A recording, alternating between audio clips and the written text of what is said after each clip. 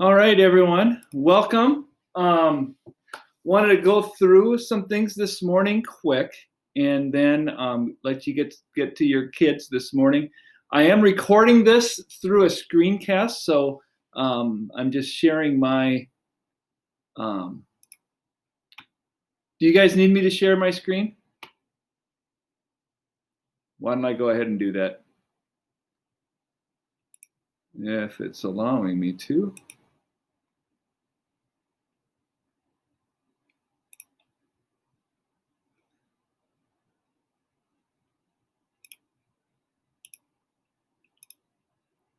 Okay. And all right.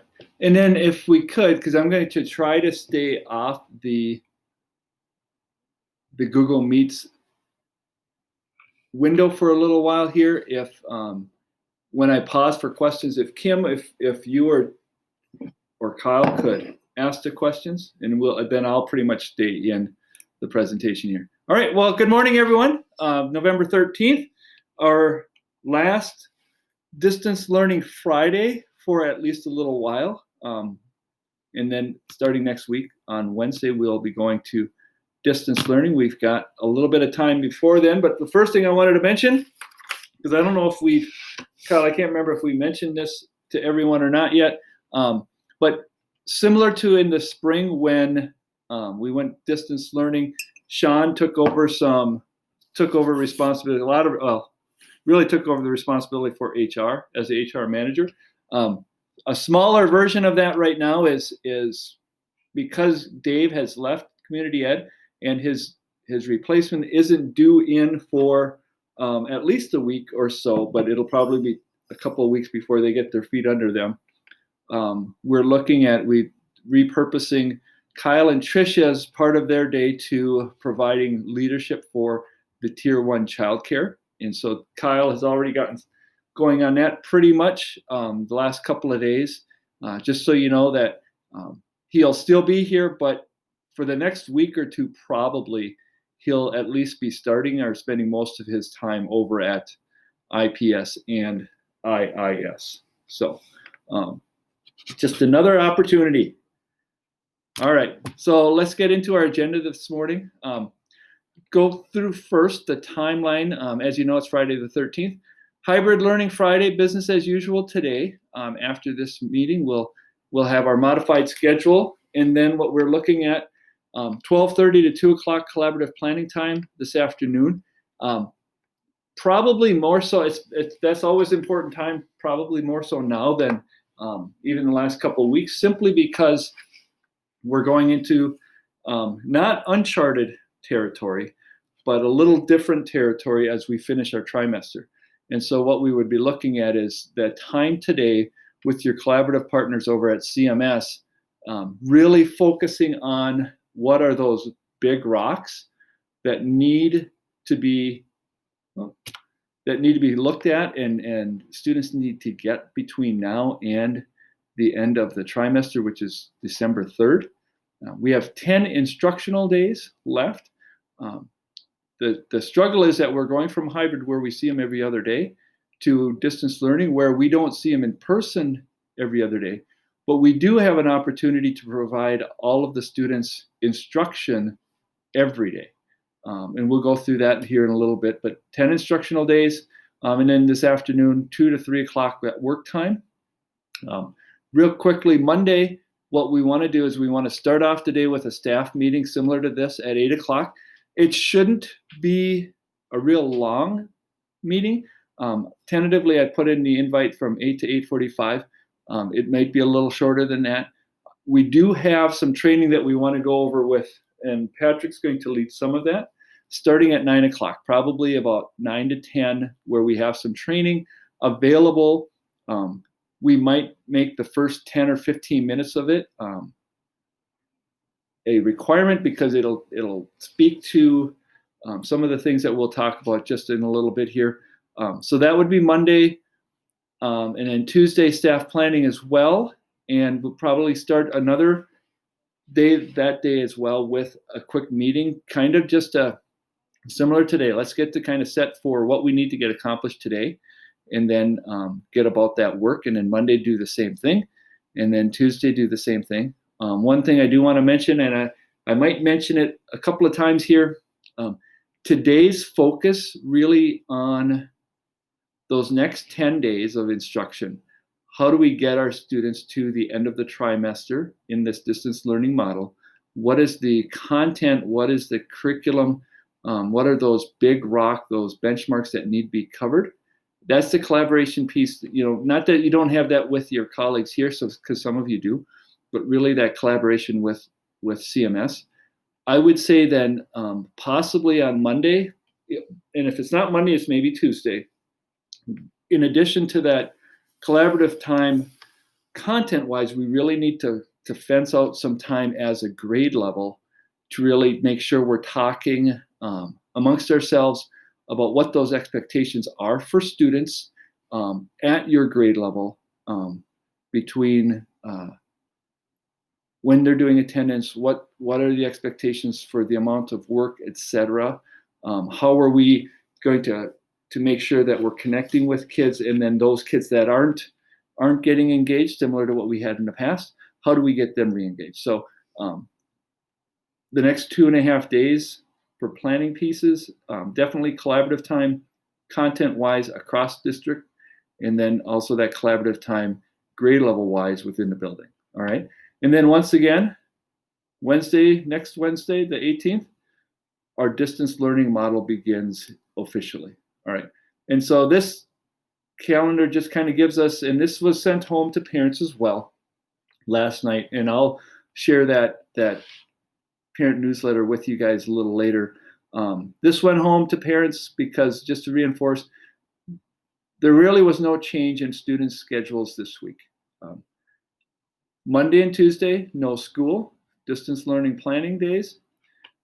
Distance learning begins, the distant learning model begins on Wednesday the 18th, and that's when we're going to restart our day rotation, going days 1 through 6. That brings us to Thanksgiving. We come back after Thanksgiving all fat and happy, and we have 4 more days until the end of the trimester. So this went home to families.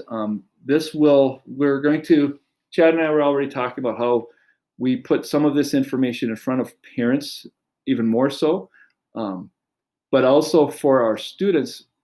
One difference between what we're doing and what CMS is doing, CMS is not going to really focus on the 6-day rotation because they've made some changes in their schedule. It still is important for us because we have students that have, like our 7th grade band and choir, are days 1, 3, 5, and days 2, 4, 6. We need to keep that day rotation in there. A lot of our SPED classes are not 1, 2, 3, 4, 5, 6 classes. So we need to keep our day rotation in, and we need to be able to communicate that consistently to kids.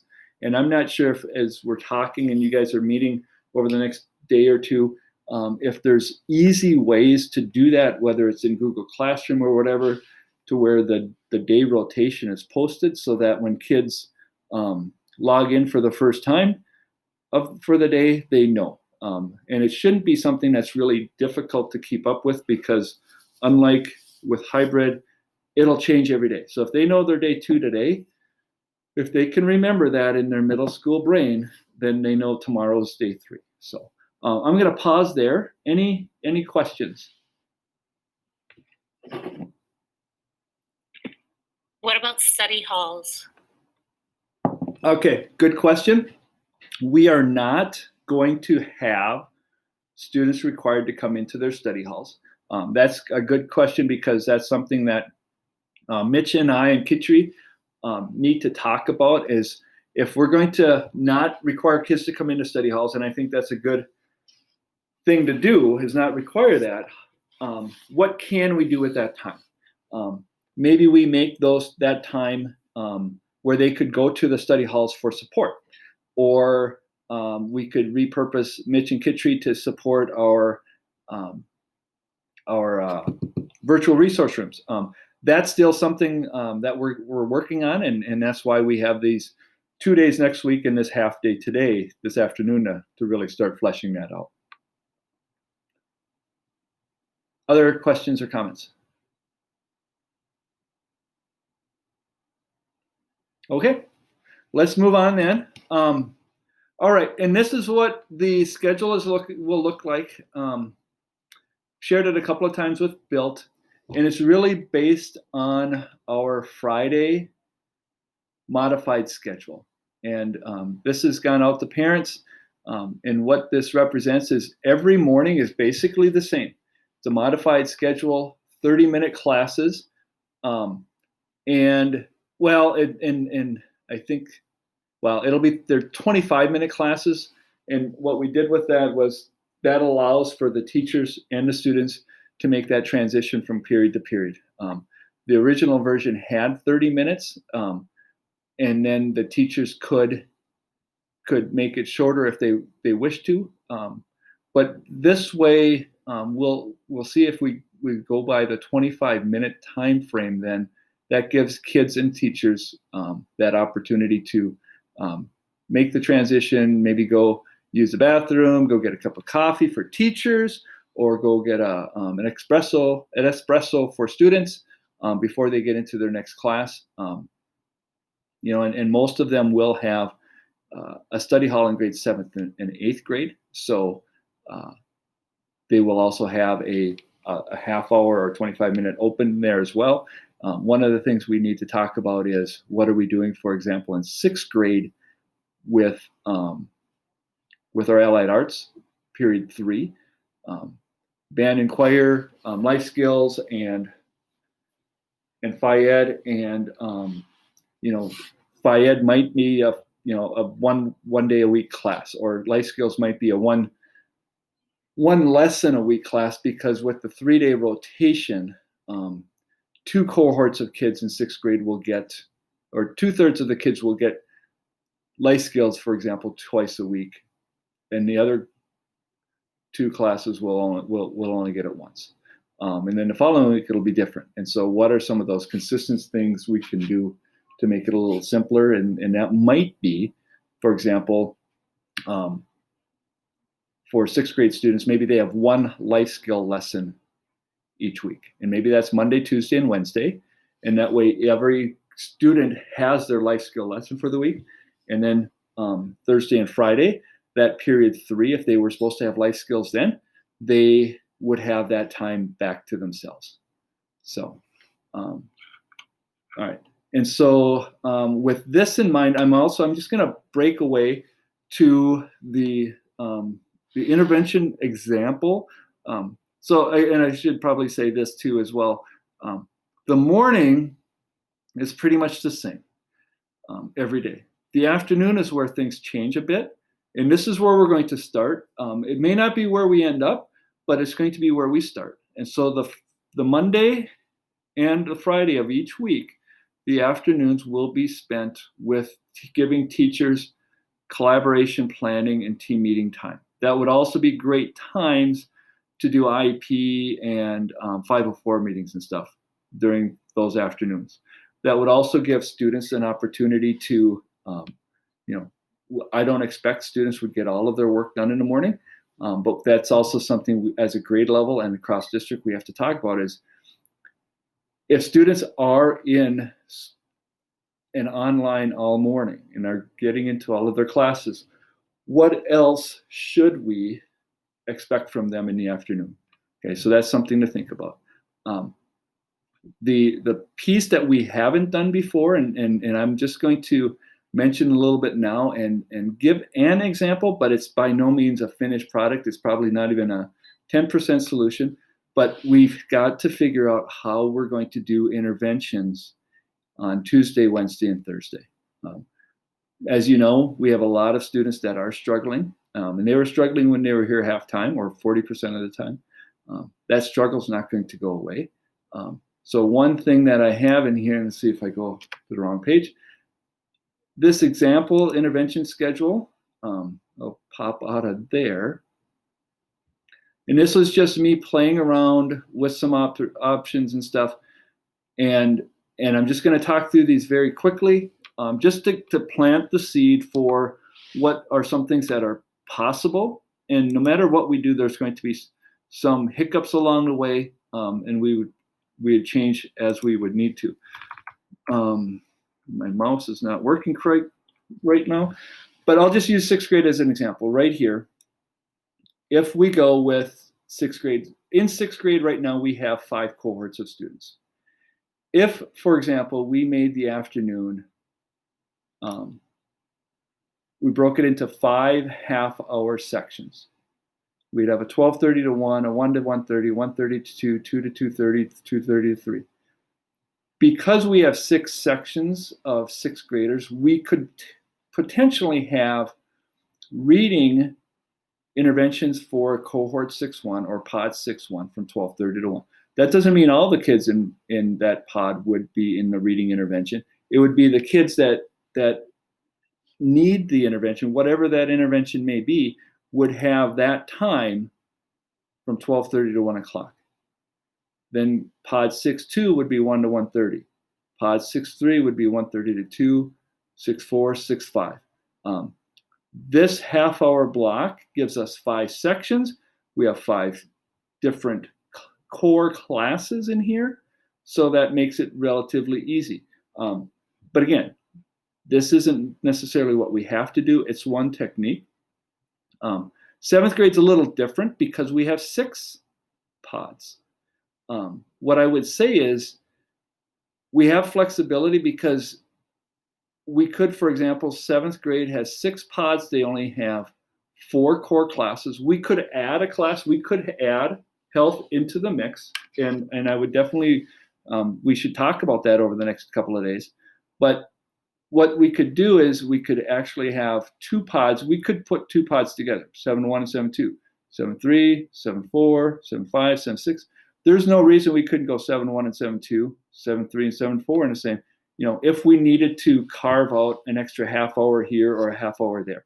But I think as we look at that, as we try to develop what we can do for interventions, I need you guys to think about your classes, and in each core or each pod, as an example, what interventions would be needed? How are we determining that? Is that extra support on what we're currently doing? Is it looking at having an assessment on whatever day and then pulling those kids in the next day that didn't do well on it? What is that number of students? How do we want to do that? How do we get them back in the afternoon if they were online for most of the morning? Those types of things. And so when I looked at putting this together earlier this week, it was just to get my mind wrapped around what are some things what we need to think about for doing interventions, because if we don't have them scheduled, if we don't have specific time scheduled, they're not going to work. But that doesn't also mean that if we, just because we have specific times scheduled, that they're just going to work and everything's going to be great. There's definitely work to be done there. We just have to see what we can do over the next 2.5 work days to get us there. Okay. Questions, comments regarding the schedule and interventions? The question is all students every day, because the high school is following the AB schedule. The high school is, but we are not. We are expecting all of our students to attend every day. And there's another question about attendance. Okay. Attendance is going to be the same as any, or as the attendance that they've been doing on their learn at home days. In 7th or in 6th grade, they would take their attendance in their advisory classroom.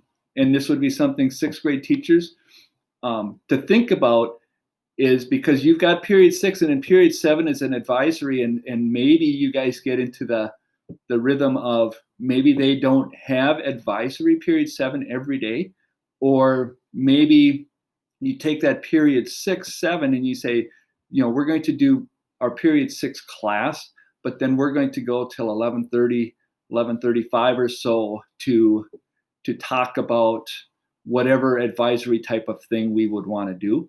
So they should still do their attendance form in the Google Classroom that they've been doing it, on those days that they haven't been in the building. And then for 7th and 8th grade, they should continue to do that in their period 4 Google Classroom as well. Okay, also a question about SPED students and maybe 504 and REACH students coming into the building. Yep. And that is something we're still working on. That is something that I feel fairly strongly about. What we just have to gain traction in conversations, especially middle level with the district and how we're going to do that. I think the district perspective is getting started and then working on that, which I understand. However, the challenge is if we lose them for a week, it's going to be even harder to get them back. And we have 10 instructional days till the end of the trimester. So time is of the essence. If we get to the point where and I'm hoping we do, if we are bringing special ed students in or EL students in or 504 students in, or at some point struggling learners, and we'd have to define what that really means, because we do have a lot of kids that are struggling. It wouldn't be bringing them in every day. What I would say is we've moved from hybrid to distance learning for all, except for this population. And then those students would come in on their hybrid days, because we will have transportation available. And so, the kids that were here AB days, or A students that were here Monday and Wednesday, my goal would be to have them continue to be here on Monday and Wednesday. Now, this probably won't start this coming week, but my goal would be to, if that doesn't mean all of them, that means at least a good portion of them would start possibly even that Monday of Thanksgiving, or maybe it's something that we do try to, I don't know. And just kind of along those lines, and I want to move on to the next slide too. If you're aware of what the numbers are, you can anticipate that the message that went out that we would do this at least through December 4th. The important thing to remember in there is the at least until. I totally, and I'm not a doctor and I'm not a palm reader or anything like that, but I do not see us returning to hybrid before the first of the year. We're going to be in this, hopefully not for several months, but it's going to be several weeks.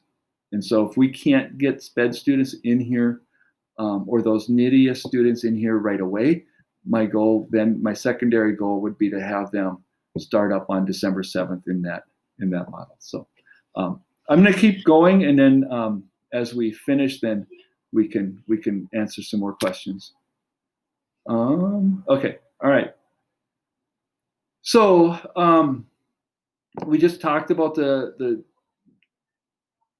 schedule for. We just kind of went over that. We are staying with the 6-day rotation. Material pickup has kind of already been done.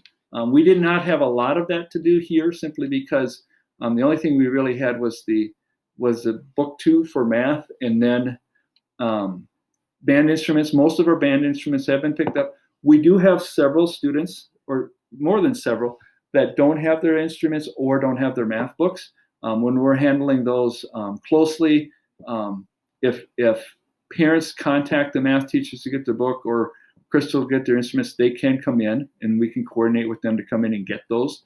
But otherwise, we'll probably just wait until they actually need those math books in December, or maybe even in January, before we worry about getting the devices or that material to them.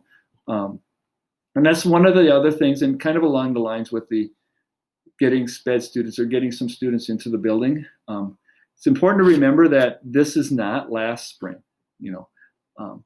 The schedule kind of points to that, in that we're going to be more synchronous than asynchronous, and we will have students in the building. Last spring, we had no students in the building. This fall, now 4 degrees this morning, this winter, we will have some students in the building. The number of those students we're still working on, okay? And I'm kind of doing this as an example too, and we'll talk more about this over the next couple of days, but we will be recording our lessons, and that doesn't mean you're recording your Google Meets, and I think that's a very important thing to think about.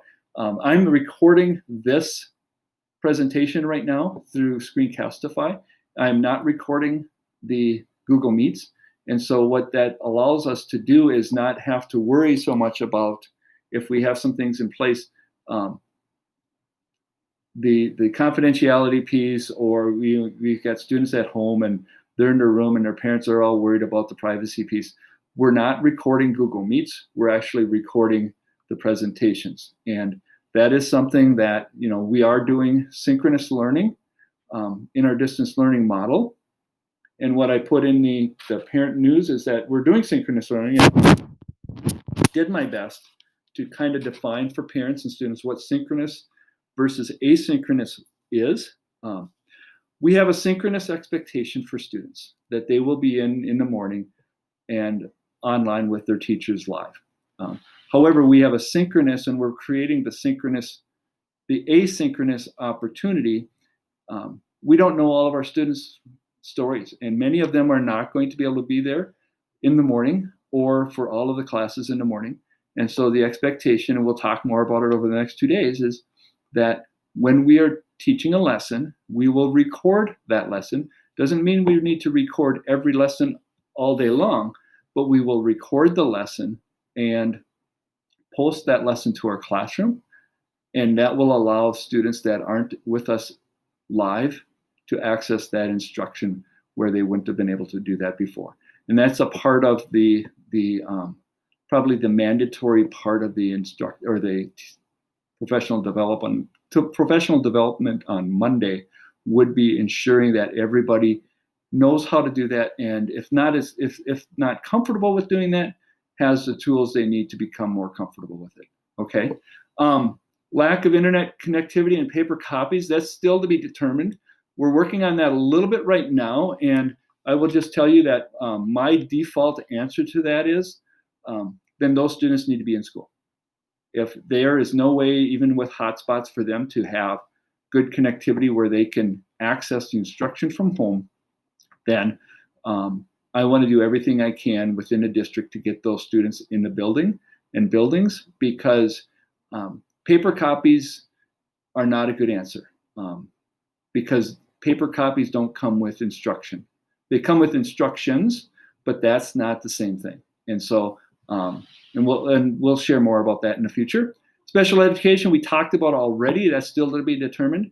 Inclement weather, distance learning, kind of, and I think I maybe put this in the bulletin a little bit also. If we do have a snowstorm, or it becomes 35 below zero, and just so you know, that may seem a long way away, but we're closer to 35 below zero this morning than we were to the 75 degrees last weekend. So just to kind of keep that in mind.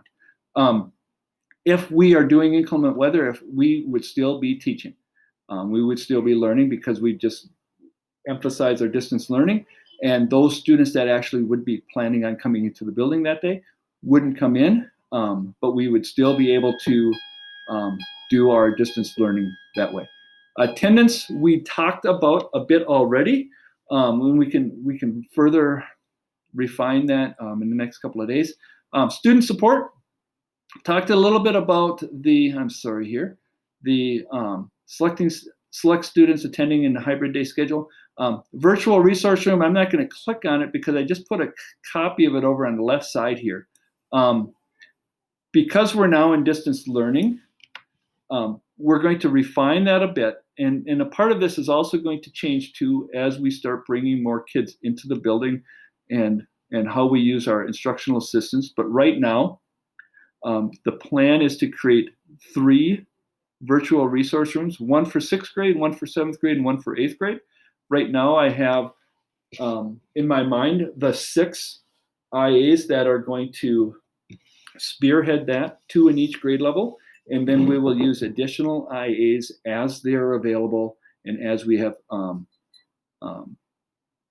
things in the building as far as students need.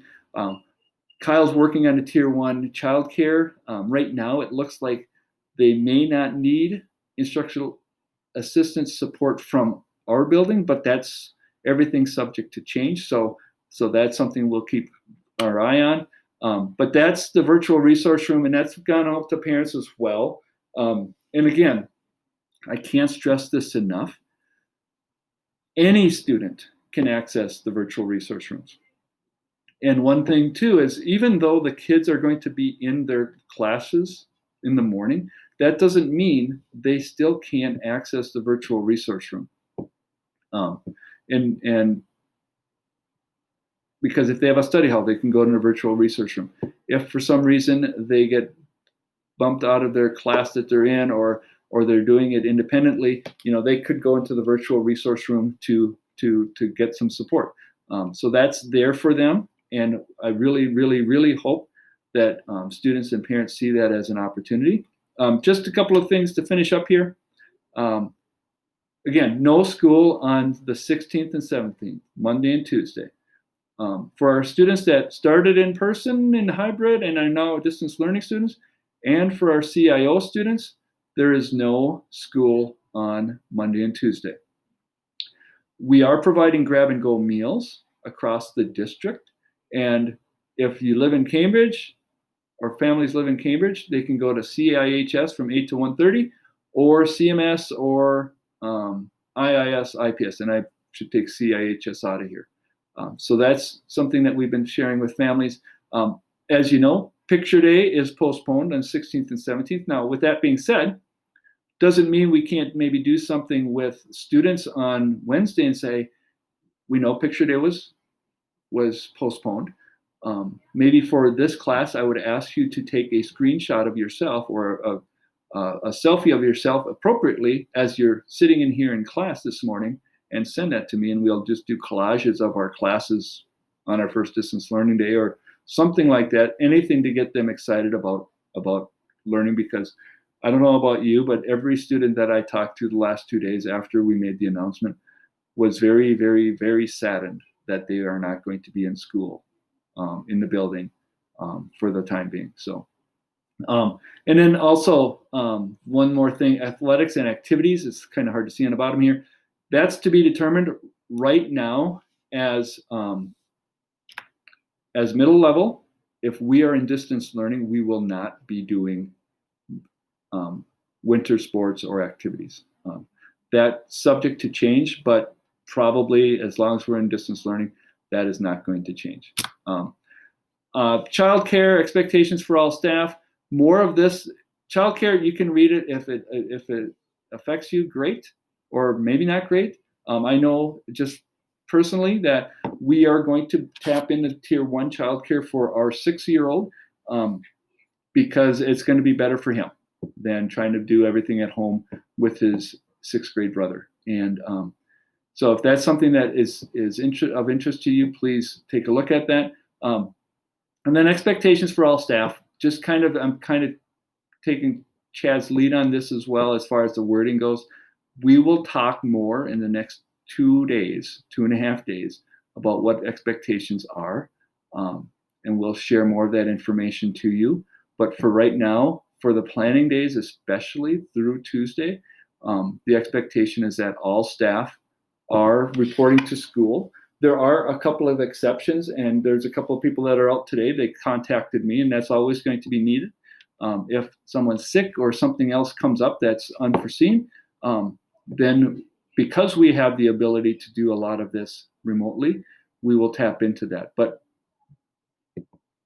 right now, we need everybody to be in the building that is physically capable of being in the building. So it is 8:20. What I would ask is that I will stay on here. If you have more questions about anything that I covered, or things coming up in the next couple of days or couple of weeks, feel free to stay on. And if you don't, feel free to get ready for your first period class. All right. And I will We have stop quite recording. a few questions in the chat. Okay. So when students are invited in, who's responsible for them coming in, and when they're here? Who's taking the responsibility for those students? We are. It's a combination of the teachers, if it's a sped student, the case manager's got some responsibility. I have some responsibility. Kyle has some responsibility, and our IA staffing to make sure they're where they need to be. Okay, how long should lessons be, and when will students do the assignments? I can't answer that. That's a conversation that we have to have on collaboratively across the district and within the grade levels. And this is critical, guys. It's going to be hard for kids to be online all morning for a variety of reasons.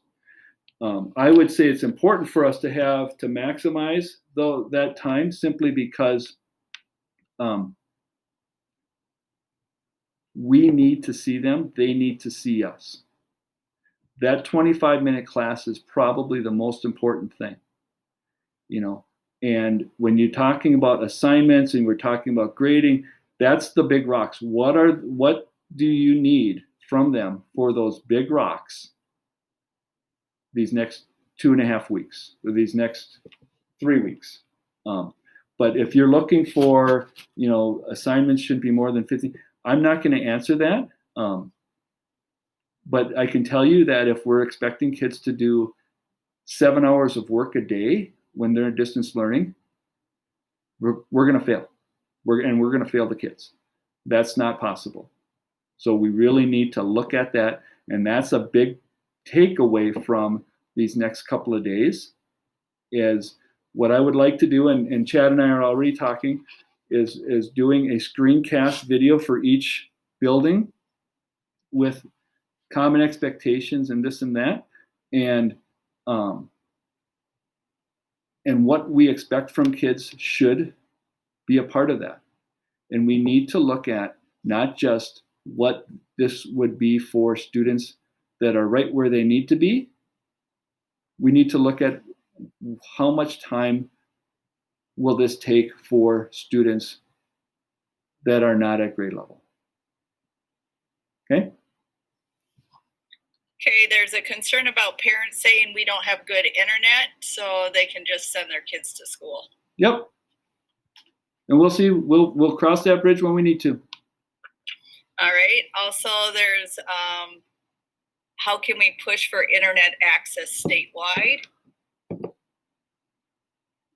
We're not worried about that.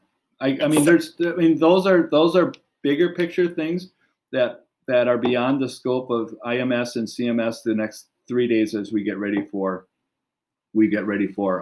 distance learning. I'm not saying it's not an issue, but it's not an issue that we got to look at what can we control.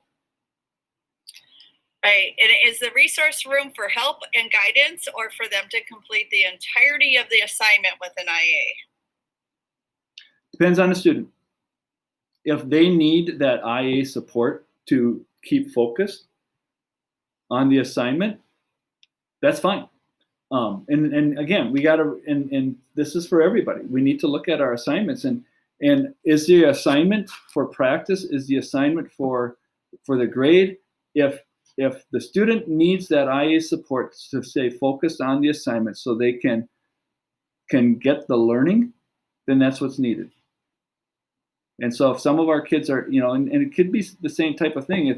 And this is kind of how, depending on how the teachers and the grade levels wants to structure their lessons, if it's about a 10 or 15 minute lesson that's recorded, and this is something we can talk about on Monday too, if we're recording that 10 or 15 minute lesson and then we turn the recording off, and then the students are having an opportunity to practice whatever it is that the assignment is, and they can communicate with the teacher at that time.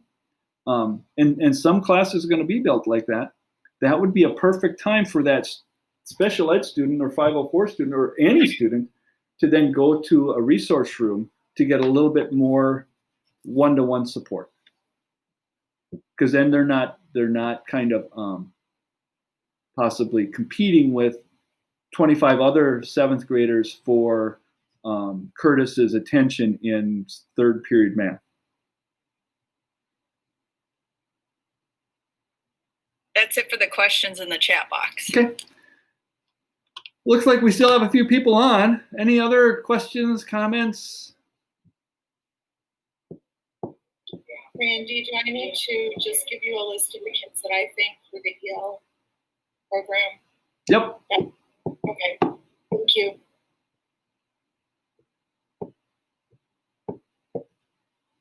Anything else, folks?